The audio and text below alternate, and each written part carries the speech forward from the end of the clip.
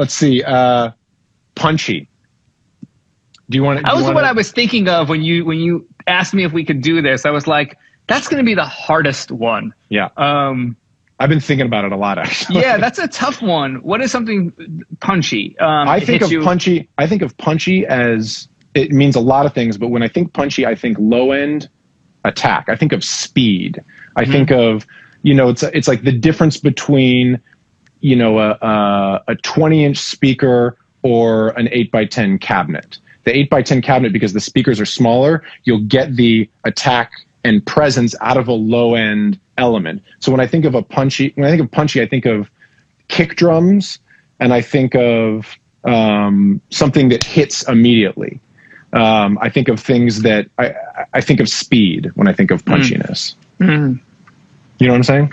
I do. Yes, I do. yes, I completely agree. No, I completely agree with you. That's speed, transience, lower sustain. Yeah, those things come to mind.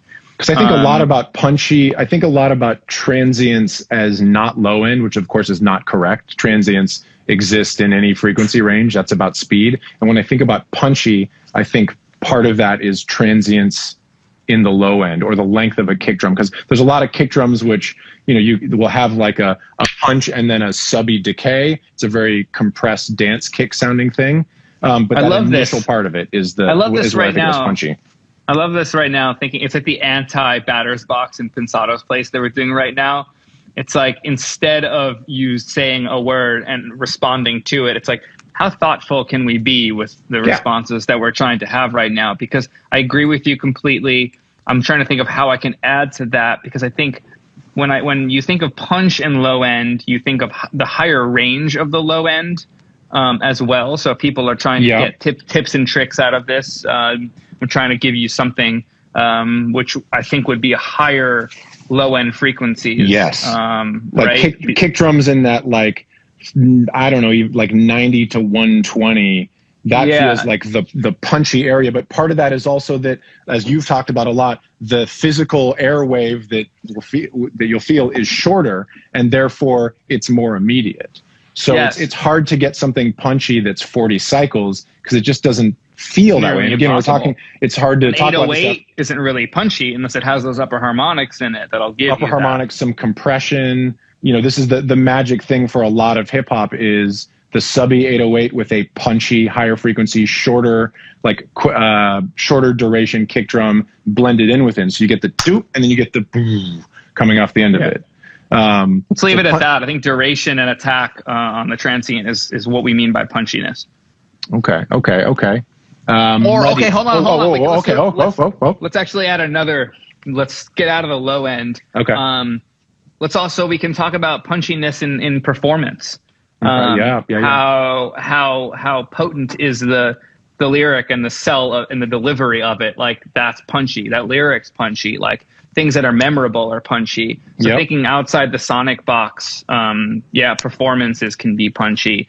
A guitar solo can be punchy, and it just jumps out for a second. Like, there's other ways to use that. Well, that's an interesting thing you said. It jumps out, and I think I think of, when you think of the sonic element, it really is that. It's something that hits out in front of the rest of its attack. It's transient, it's attack.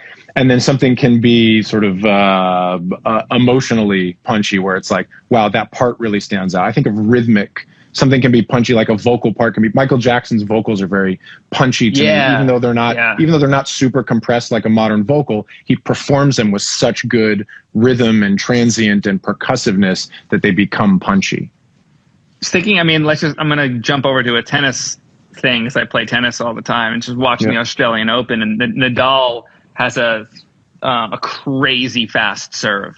And I was texting Ingmar about it. He was like, Nadal has transient technology built into his racket. Like, he serves punchy. It's aggressive. It's transient. It's fast. But it's quick, right? It's quick, and it lands, and it does its thing. Like, I think of it that way too. Anything that you're hearing like a whip, that's punch too. It can be high, but it's punchy because it's super reactive. And I would say I think all these things are correct. It's attack, it's quick, it's transient, and oftentimes punchy is used to talk about low end. that's mostly when people use it. That's often what they're talking about. This is a good one just to add quickly to close on.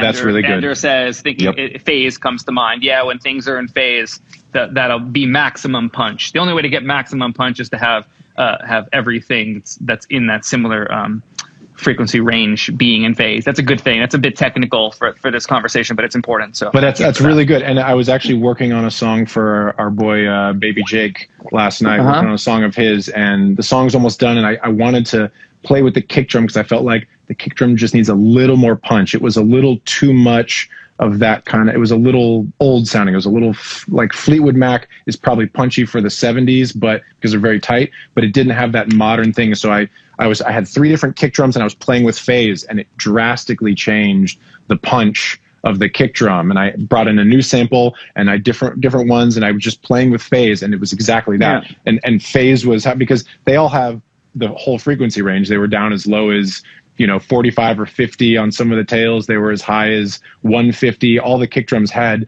different combinations of that information, but something about the transient, the punchiness of the kick came out with just the right phase relationship between the kicks I was using. So that's a really good point. Nice. Phase is a really important part of it.